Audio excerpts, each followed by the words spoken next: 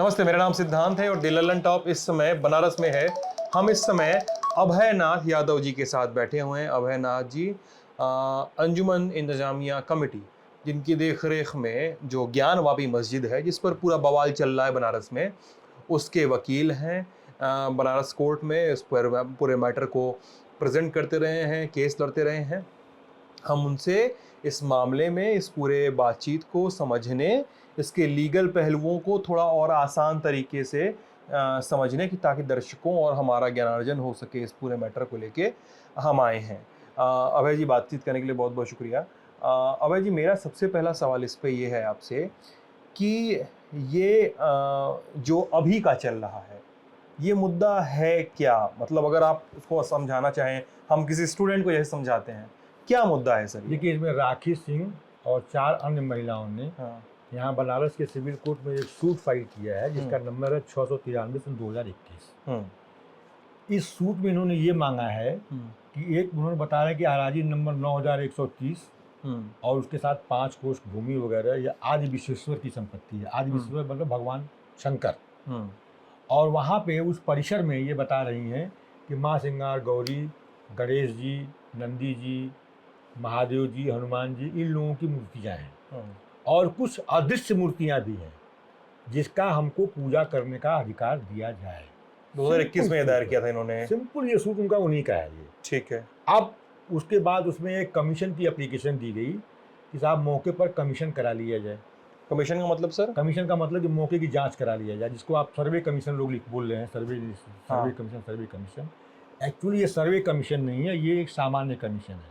सामान्य कमीशन का मतलब ये होता है कि कोर्ट किसी व्यक्ति को मौके की जांच करने के लिए भेज देती है और वह जो ऑर्डिनरी कमिश्नर जाता है उसको उस समय at the time of the inspection जो उसको नेकेड आई से जो चीज़ें जिस रूप में दिखाई देंगी वह उसी रूप में उसको कोर्ट में अपनी रिपोर्ट सबमिट करेगा कि मैं वहाँ गया, फलाने जगह मुझको कुर्सी नज़र आई, जहाँ पर 3 कुर्सियाँ रखी हुई थी, वहाँ पे एक पेन रखा हुआ था, वहाँ पर टेबल थी, वहाँ पर कुर्सी था, वहाँ पर मूर्ति थी, मूर्ति किस तरफ थी, उसका रूप किस तरफ, whatever you are seeing with the naked eye, वही आपको रिपोर्ट करना है। इस केस में यही ऑर्डिनरी कमीशन इशू किया गया है, सर्वे कमीशन इशू नहीं किया गया है। सर्वे कमीशन तब इशू किया जाता है जब एक पक्ष ये कहे कि यह प्रॉपर्टी का नंबर 1 है, दूसरा पक्ष ये कहे कि नहीं साहब उस प्रॉपर्टी का नंबर 2 है, तब ये सर्वे कमीशन इशू किया जाता है कि वास्तव में वो जिस प्रॉपर्टी इन डिस्प्यूट है उसका वो 1 नंबर की प्रॉपर्टी है या 2 नंबर की प्रॉपर्टी है। इसको क्लैरिफाई करने के लिए सर्वे कमीशन इशू किया जाता है। यहाँ पर ये सर्वे कमीशन नहीं है, नंबर 1। नंबर 2 कि 9130 नंबर में ये पूरा परिसर स्थित होना बताया जा रहा है। लेकिन उन्होंने अपने सूट में कहा है। लेकिन मैंने उनसे सवाल किया कि वास्तव में 9130 नंबर कोई अनंत अनलिमिटेड लैंड तो होगी नहीं, जो कि दिल्ली से स्टार्ट होकर के मोहम्मदाबाद तक जाएगी। महाराजी नंबर 9130 होगा, उसका कोई क्षेत्रफल होगा, उसकी कोई बाउंड्रीज होगी, उसकी कोई लिमिट होगी, ताकि उसे ये पता चले कि 9130 नंबर एक्चुअली कहाँ पर लोकेट कर रहा है। जब उसका लोकेशन फिक्स हो जाएगा तब ये पता चलेगा कि हाँ नाउ दिस अराजी नंबर 9130 ये लोकेट हो गई है। अब इसके अंदर हमको ये चीज़ें हैं जिसका हमको कमीशन करना है।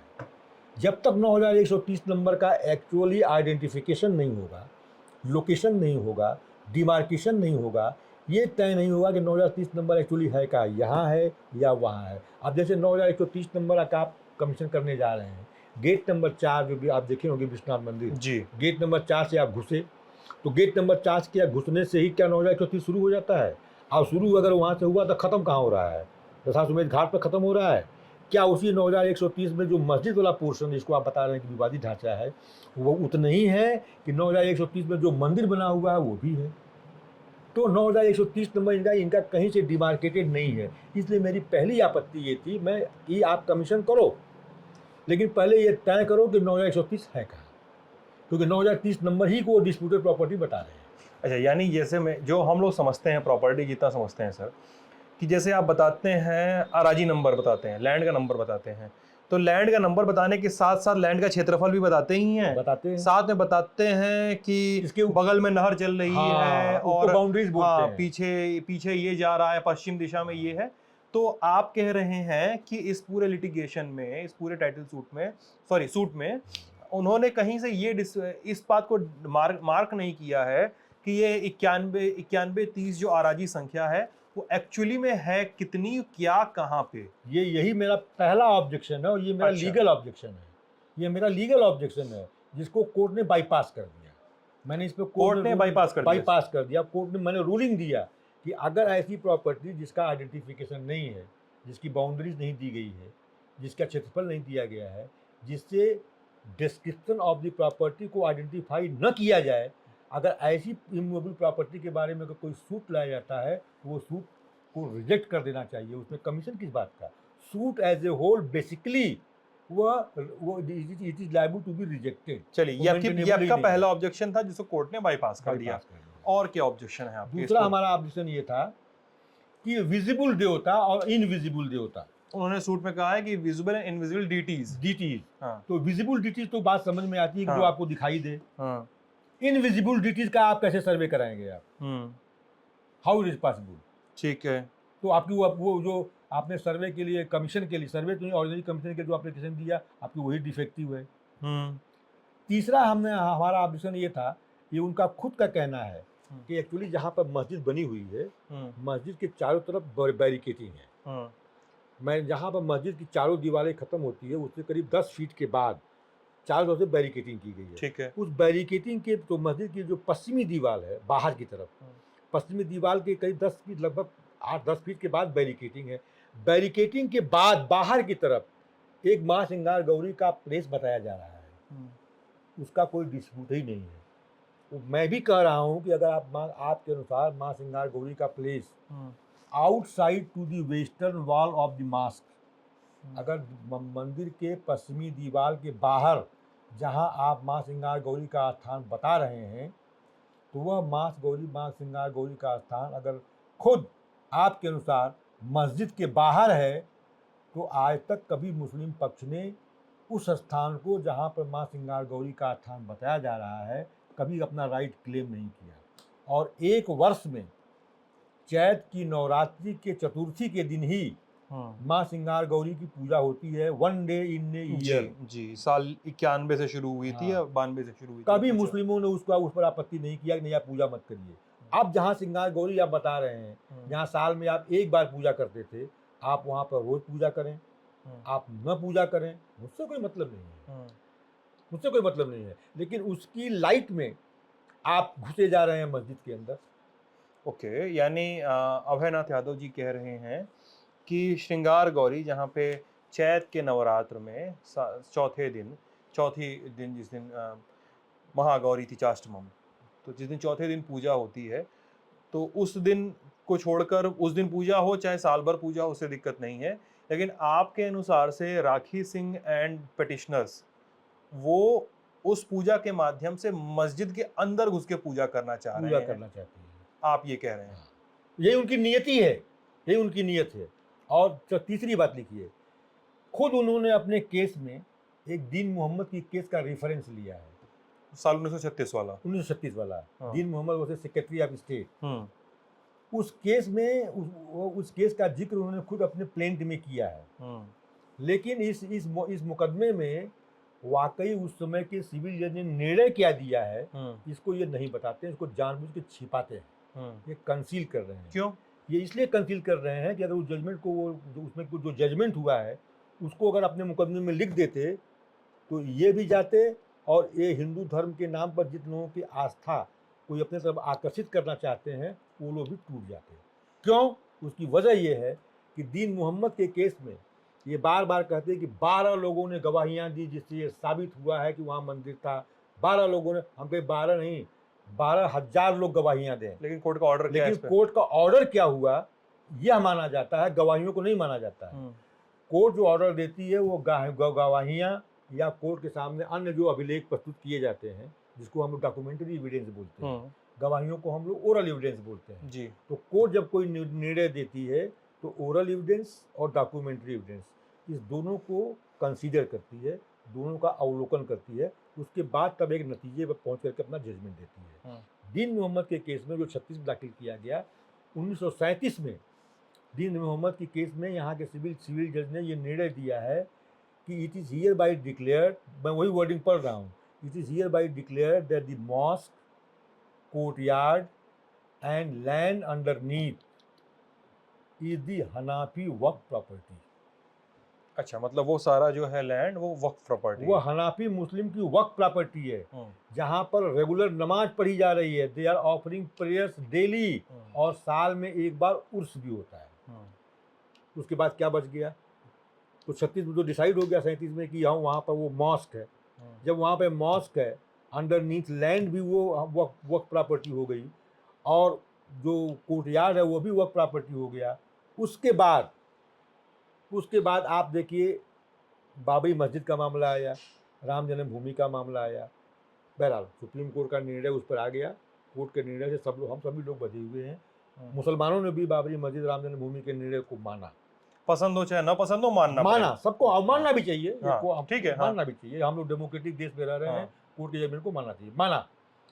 उस जजमेंट में खुद सुप्रीम कोर्ट ने ये लिखा कि भाई ये मामला तो चूंकि था, इस तरह का किसी तरह से सुप्रीम कोर्ट मामले में बहुत सिंसियर थी, क्योंकि लग रहा था कि सुप्रीम कोर्ट को ऐसा ना हो कि राम जन्मभूमि के बाद ये दूसरा विवाद कहीं काशी का या मथुरा का या कहीं अन्य जगह का उभर के सामने आवे।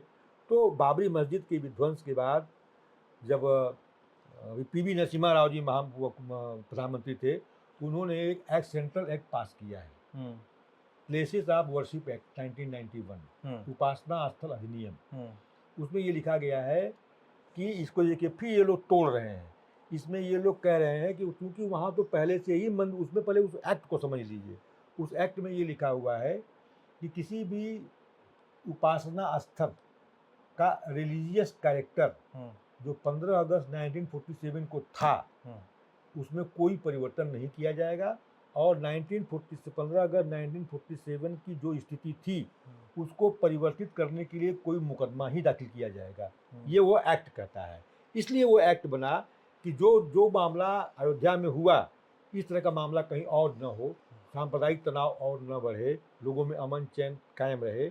इस चीज़ को खास तौर पर नजर रखते हुए 1991 में वो एक्ट पास किया गया। अब इस मामले में देखिए, अब ये लोग कह रहे हैं कि सर्वे होगा, सर्वे से पब्लिक वर्शिप उपासना स्थल अधिनियम का उल्लंघन नहीं हो रहा है। लेकिन खुद ये इसमें ये मान रहे हैं इस मुकदमे में कि हमको वहाँ पर जो दृश्य और अदृश्य देवतागण हैं उनको हमको पूजा करने का अधिकार दिया जाए। इसका मतलब क्या हुआ? इसका मतलब ये हुआ कि आपको फिलहाल पूजा का अधिकार नहीं है, तभी तो आप पूजा का अधिकार मांग रहे हैं। अगर आप पूजा का अधिकार मांग रहे हैं तो इसका मतलब एक नई बात आप चाह रहे हैं। अब जब आप नई बात चाह रहे हैं तो देखना ये है कि जो नई बात आप मांग रहे हैं वह बात 15 अगस्त 1947 को थी कि नहीं। अगर 15 अगस्त 1947 को आज जो अधिकार आप मांग रहे हैं, यही अधिकार अगर आप 15 अगस्त 1947 को एक्सरसाइज कर रहे थे, तब तो पब्लिक वर्ष का उल्लंघन नहीं होगा। लेकिन 15 अगस्त 1947 को अगर आप पूजा उसमें नहीं कर रहे थे और पूजा करने का अधिकार अब आप मांग रहे हैं, तो वहाँ का रिलीजियस कैरेक्टर जो है वो परिवर्तित हो जाएगा। देखिए, दो चीज़ें होती हैं सुशांत जी, एक होता है रिलीजियस कैरेक्टर, एक होता है religious structure. Structure means walls, जो भी स्ट्रक्चर बना हुआ हो, भवन में जो भी हो, भवन हो, टीन शेड हो, स्ट्रक्चर विच इज समझ गया, ऑन द लैंड। उससे ये तय नहीं होता है कि किसी चीज़ का रिलीजियस कैरेक्टर क्या है। जैसे फर्ज कीजिए कि आप हमारे चेंबर में बैठे हुए हैं, तो ये इसके ऊपर आपको एक कमरा दिखाई दे रहा है, तो इसका जो इसका जो कैरेक्टर है वो एक वकील का चेंबर का कैरेक्टर है। लेकिन कल के लिए अगर हम इसमें अपनी सारी बुक्स हटा दें, ये अपना टेबल कुर्सी मेज हटा दें, और इसमें मैं सोफ़ा रख दूं, एक पलंग रख दूं, और इसको मैं आपका ड्राइंग रूम बना दूं, तो इसका कैरेक्टर क्या हो जाएगा? इसका कैरेक्टर हो जाएगा ड्राइंग रूम। तो कैरेक्टर, रिलीजियस कैरेक्टर को तय करने के लिए ज़रूरी ये होता है कि कौन सा रिलीजियस सेरेमनीज उसमें परफॉर्म होती थी। अगर 15 अगस्त 1947 को हिंदू रिलीजियस सेरेमनीज परफॉर्म हो रही थी, तब तो वर्शिप एक्ट का उल्लंघन नहीं होगा। लेकिन अगर 15 अगस्त 1947 या उसके पहले हिंदू रिलीजियस सेरेमनीज परफॉर्म नहीं हो रही थी और अब आप परफॉर्म करने के लिए मांग रहे हैं, तो प्लेसेस ऑफ वर्शिप एक्ट का उल्लंघन होगा, this is not permitted under the law. लेकिन फिर भी कोर्ट ने कहा है कि सर्वे होगा, 17 मई की पहले रिपोर्ट लानी है सारे ऑब्जेक्शंस के बाद। आपकी कोर्ट कमिश्नर से क्या आपत्ति है? नहीं नहीं, मेरी कोर्ट कमिश्नर से कोई आपत्ति नहीं है। मैं ये बात क्यों हो रही है कि वो गलत बता रहे हैं। अंजुमन इंतजामिया को वो बहुत गलत दिक्कत है कोर्ट कमिश्नर से बदलने की बात कोर्ट कमिश्नर से हम लोगों को कोई आपत्ति नहीं है। पहले बात को समझिए, जी सर। आपत्ति किस मुद्दे पर है।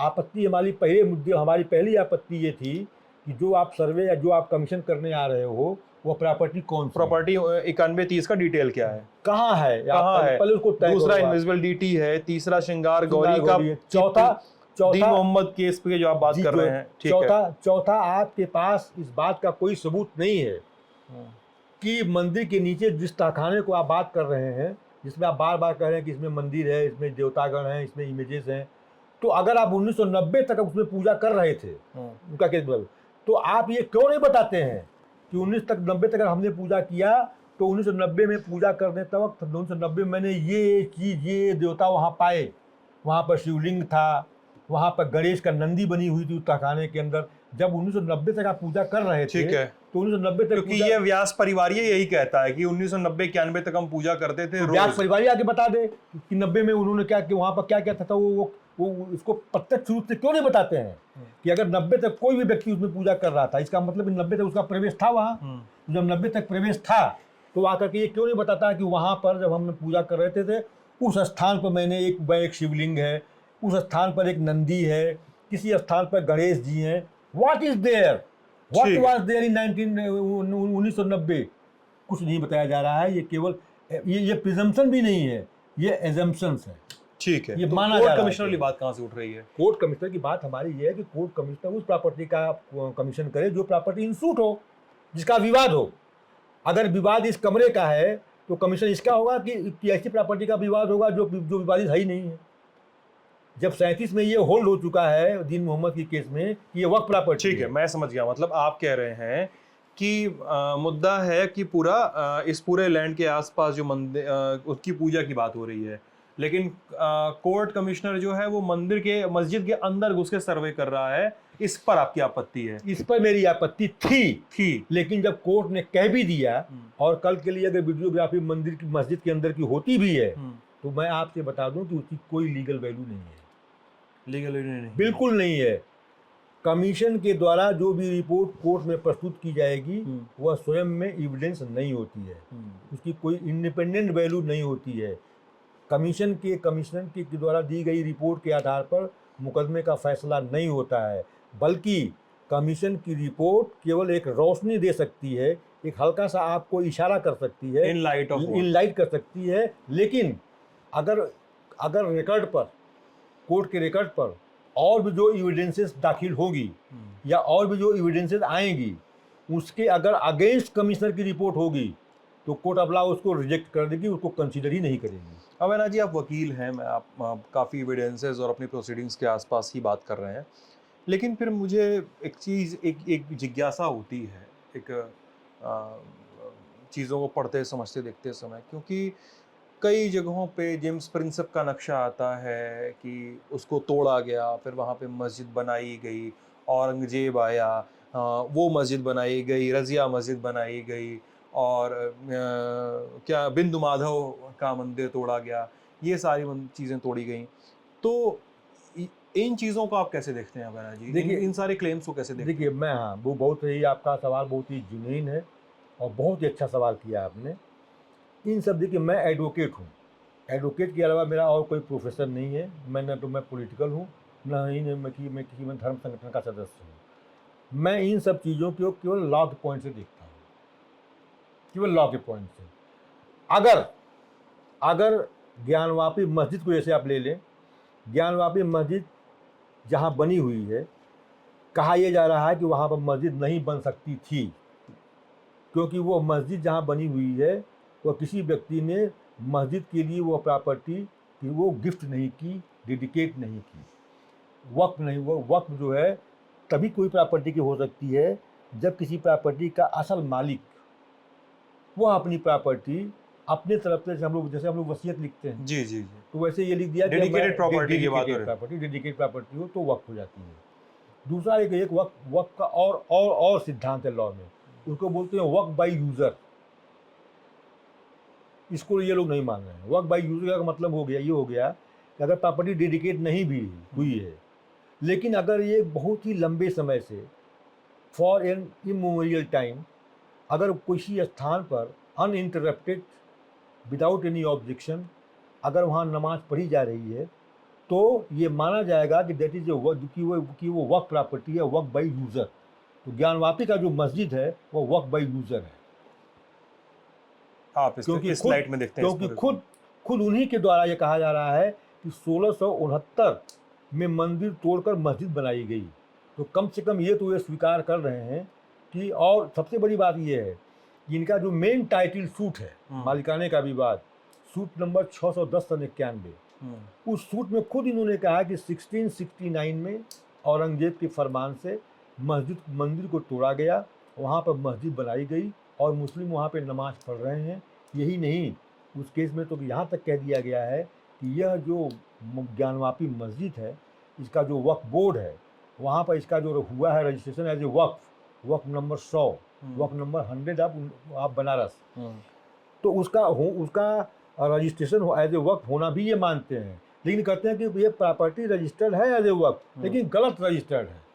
लेकिन मस्जिद का होना और उसका एज ए वक्फ संपत्ति का रजिस्टर होना, ये दोनों चीज़ इन्होंने स्वीकार किया है अपने 610/91 वाले मुकदमे में, जो कि टाइटल सूट है, जहाँ पर यह कहा जा रहा है कि जहाँ मंदिर बना है, जहाँ मस्जिद बना है, एक्चुअली वह मस्जिद वाली संपत्ति मस्जिद की नहीं है, बल्कि ये बाबा विश्वनाथ की संपत्ति है। That is a title suit. उसका फैसला अभी तक सुरक्षित है। उसका अभी पर नहीं, वो उस फैसले में तो अभी आर्कियोलॉजिकल सर्वे ऑफ इंडिया के लिए आदेश किया गया है यहाँ से, उसके खिलाफ हम लोगों ने रिट फाइल किया है उच्च न्यायालय में, वहाँ मामला अभी विचाराधीन है। तो अभय जी, इस पूरे मसले पर और कोई बात करना चाहेंगे आप? कोई कुछ और बिंदु पे कहना चाहेंगे अपनी ओर से? देखिए, नहीं, एक बात मैं कहना चाहूँगा, एक बात मैं क्योंकि आपका ये बहुत एक रिनाउंड आपका ये मीडिया है, माध्यम है, मैं एक बात कहना चाहूँगा। देखिए, मैं एक चीज़ के सख्त खिलाफ हूँ, पर्सनली मैं एक चीज़ के सख्त खिलाफ हूँ कि हालांकि मैं सियासी बातें नहीं करूँगा, लेकिन ये मंदिर और मस्जिद, इन मुद्दों पर किसी का सेंटिमेंट उभार करके किसी के पर्सनल श्रद्धा पर चोट पहुँचाए, वो हिंदू पक्ष हो चाहे वो मुस्लिम पक्ष हो। देखिए, सबकी अपनी एक फेथ होती है। जैसे हम लोग ईश्वर में हम लोगों की आस्था है, वैसे मुसलमानों की अल्लाह में आस्था है, ईसाइयों की अपने क्राइस्ट चर्च पर आस्था है। तो ये जो हमारा जो धर्म है, ये हमारा व्यक्तिगत आस्था का विषय है। इसको राष्ट्रीय मुद्दा नहीं बनाना चाहिए, हमारा जो संविधान है, ये संविधान में जो हमारी गवर्नमेंट है, चाहे वो सेंट्रल गवर्नमेंट हो, मैं फिर देखिए लॉ के दृष्टिकोण से बता रहा हूँ, हमारे कॉन्स्टिट्यूशन के हिसाब से सबको अपने धर्म के प्रोपगेट करने, उसको फेथ करने, उसको प्रपोज करने का पूरा अधिकार है। इसको बोलते हैं धर्म निरपेक्ष देश। तो धर्म के नाम पर कोई ड्यूअलिज्म, कोई पार्शियलिटी, चाहे वो हिंदू बनाम मुस्लिम हो, चाहे वो मुस्लिम बनाम हिंदू हो, चाहे हिंदू बनाम ईसाई हो, चाहे ईसाई बनाम मुस्लिम हो, ये कतई नहीं करना चाहिए। और हमारे संविधान में दो चीज़ें बहुत ही मुख्य हैं, एक चैप्टर 3 जिसको बोलते हैं फंडामेंटल राइट, और दूसरा चैप्टर 4 जिसको कहते हैं directive principle of the state policy. तो फंडामेंटल राइट को जो चैप्टर 3 है, उसमें देश के सभी नागरिकों को कुछ मौलिक अधिकार दिए गए हैं। जीने का अधिकार, व्यवसाय करने का अधिकार, कहीं आने जाने का अधिकार, धर्म का अधिकार, अपने जीवन का अधिकार, अपने व्यक्तिगत स्वतंत्रता का अधिकार, ये मेरे मौलिक अधिकार हैं। अगर कहीं इसका हनन होता है तो हम कोर्ट में कहेंगे साहब देखिए, मुझको पुलिस ने ज़बरदस्ती डिटेन कर दिया, ये मेरा मौलिक अधिकार है, हमारा फंडामेंटल राइट है। दूसरा जो सबसे बड़ा महत्वपूर्ण चैप्टर है वो chapter 4 directive principle of the state policy. इसका मतलब ये हुआ कि चाहे स्टेट गवर्नमेंट हो, चाहे यूनियन ऑफ इंडिया हो, चाहे सेंट्रल गवर्नमेंट हो, उस चैप्टर 4 में ये लिखा हुआ है कि स्टेट की जिम्मेदारियां क्या क्या हैं जनता के प्रति, उनका निर्वहन जरूरी है। उसका निर्वहन जरूरी है। उसमें शिक्षा, स्वास्थ्य, विकास, एजुकेशन, तमाम तरह की पार्टियां हैं। स्वास्थ्य, सबको फ्री एजुकेशन मिले, फ्री इलाज मिले, सबको खाना मिले, सबको नौकरी मिले, किसान है तो उसको उसकी फार्मिंग अच्छी हो, व्यवसाय हो तो उसको व्यवसाय को सुविधा मिले। ये स्टेट की जिम्मेदारी बनती है। लेकिन मैं बहुत दुखी हूँ कि शायद स्टेट इस directive principle of state policy में जो कर्तव्य उनको दिया गया है करने के लिए कि हम्म, आपको जनता के प्रति ये चीज़ें करनी है, हम्म, वो स्टेट के प्रति, वो स्टेट जो है वो जनता किसी की भी हो सकती है, जनता सबकी है, गवर्नमेंट सबकी है, वोट कौन कौन किसको देता है ये बहुत ठीक महत्वपूर्ण नहीं है, ठीक ये कोई महत्वपूर्ण नहीं है। अगर कोई चुन के गया, गवर्नमेंट बनी, तो वो सबकी सरकार है जी और आप सबकी सरकार को आपको ध्यान देना पड़ेगा, उससे ये गवर्नमेंट भटक रही है। ठीक सर। तो ये थे अभय नाथ यादव, इस पूरे मसले पे अंजुमन इंतज़ामिया कमेटी है उसकी तरफ से कोर्ट केस लड़ रहे हैं बनारस कोर्ट में।